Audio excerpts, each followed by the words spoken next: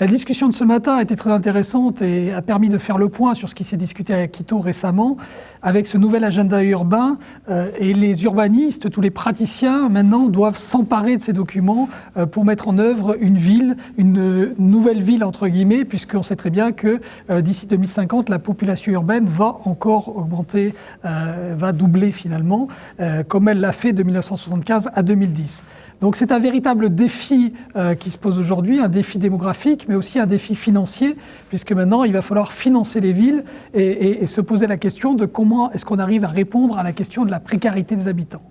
Et dans ce table ronde ce matin, ce que j'ai essayé de montrer, c'est au niveau de la ville de Douala, comment est-ce qu'on articulait ces politiques urbaines de planification urbaine, ces agendas internationaux avec ces concepts qui sont développés, comme la ville, finalement la ville pour tous, qui est un peu la ville inclusive quelque part, qui est recherchée, et d'arriver à impliquer les quartiers précaires dans un développement urbain, tout en sachant qu'actuellement le problème se pose à la fois pour les quartiers précaires existants. À Douala, on a de nombreux quartiers précaires, 60% de la population qui vivent dans des quartiers qui n'ont pas accès aux services essentiels, et en même temps répondre aux futurs habitants qui sont en train d'arriver dans cette ville et donc qui vont créer une nouvelle précarité.